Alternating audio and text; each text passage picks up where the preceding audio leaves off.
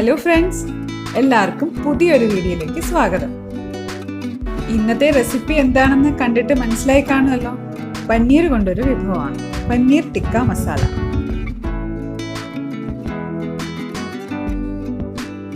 അതിനായി ഞാനിവിടെ എടുത്തിട്ടുള്ളത് 250 ഗ്രാം പനീർ ക്യൂബ്സ് ആക്കി മുറിച്ചത്, 2 സവാള ചെറുതായി അരിഞ്ഞത്, 3 ടേബിൾ സ്പൂൺ തൈര്, 2 ടേബിൾ സ്പൂൺ കടലപ്പൊടി, 2 ടേബിൾ സ്പൂൺ മല്ലിയില, 3 തക്കാളി വേവിച്ച് തൊലി കളഞ്ഞ് ചതച്ചെടുത്തതാണിത്.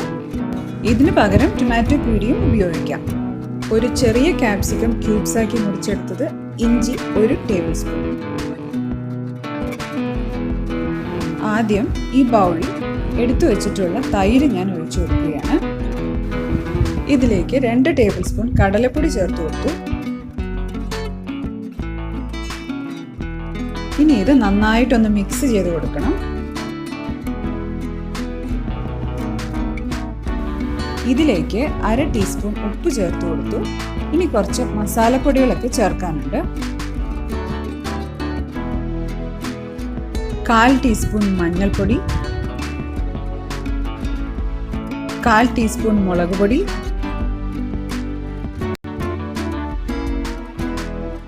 1 ടീസ്പൂൺ മല്ലിപ്പൊടി, 1/4 ടീസ്പൂൺ ജീരകപ്പൊടി, 1 ടീസ്പൂൺ ഗരം മസാലപ്പൊടി, പിന്നെ 1 ടീസ്പൂൺ എണ്ണ. ഇനി ഇതൊന്ന് നന്നായി മിക്സ് ചെയ്ത് കൊടുക്കാം. ഇതിലേക്ക് പനീർ ക്യൂബ്സും കാപ്സിക്കം മുറിച്ചു വെച്ചതും ചേർത്ത് കൊടുക്കുകയാണ്.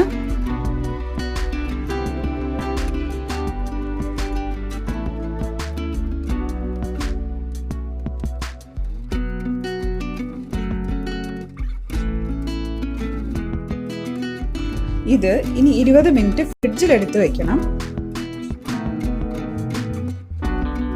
20 മിനിറ്റ് കഴിഞ്ഞ് ഫ്രിഡ്ജിൽ നിന്ന് എടുത്തതാണ്. ഇപ്പം മസാലയൊക്കെ പിടിച്ചിട്ടുണ്ട്. ഇത് നമുക്കിനി ഒരു പാനിലിട്ട് ഫ്രൈ ചെയ്തെടുക്കാം.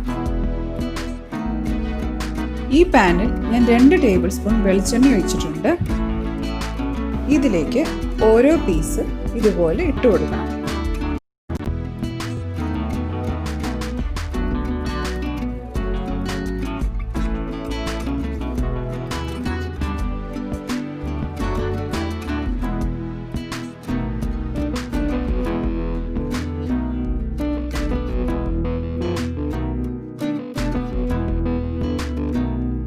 ഒരു സൈഡ് ഫ്രൈ ആയി കഴിഞ്ഞപ്പോൾ ഞാനിത് തിരിച്ചിട്ട് കൊടുത്തു.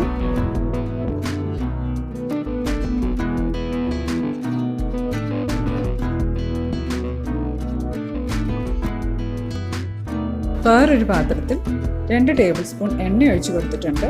അതിലേക്ക് സവാള ചേർത്ത് കൊടുത്തു.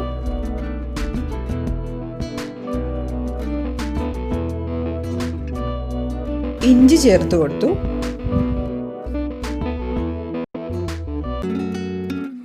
1/4 ടീസ്പൂൺ ഉപ്പ്, 1 ടീസ്പൂൺ മല്ലിപ്പൊടി, 1 ടീസ്പൂൺ ഗരം മസാലപ്പൊടി, 1/4 ടീസ്പൂൺ മഞ്ഞൾപ്പൊടി, 1/2 ടീസ്പൂൺ മുളക് പൊടി.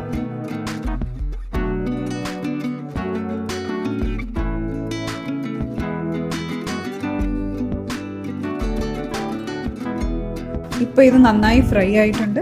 ഇതിലേക്ക് ടൊമാറ്റോ ചേർക്കാം.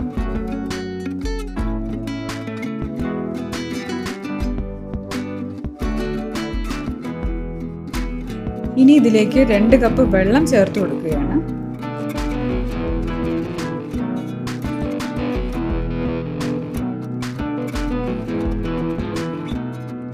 ഇപ്പോൾ ഒരു 1/4 ടീസ്പൂൺ ഉപ്പ് ചേർത്ത് കൊടുത്തു. ഇനി നമുക്ക് ഫ്രൈ ചെയ്ത് വെച്ചിരിക്കുന്ന പനീരും കാപ്സിക്കവും ചേർത്ത് കൊടുക്കാം.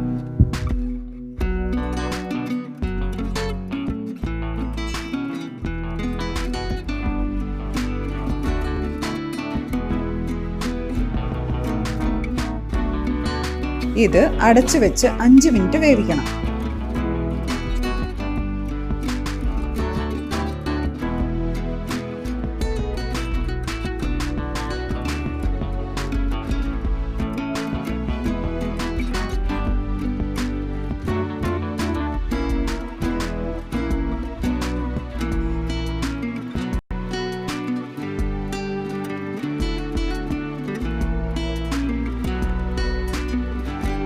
നമ്മുടെ പനീർ ടിക്ക മസാല റെഡിയായി കഴിഞ്ഞു.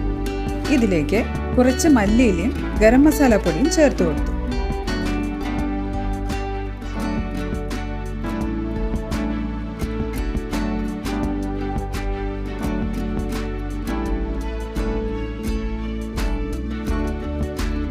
സ്വാദിഷ്ടമായ പനീർ ടിക്ക മസാല നാൻ, റോട്ടി, റൈസ് എല്ലാത്തിൻ്റെയും കൂടെ കഴിക്കാവുന്ന ഒരു നല്ല കോമ്പിനേഷനാണ്.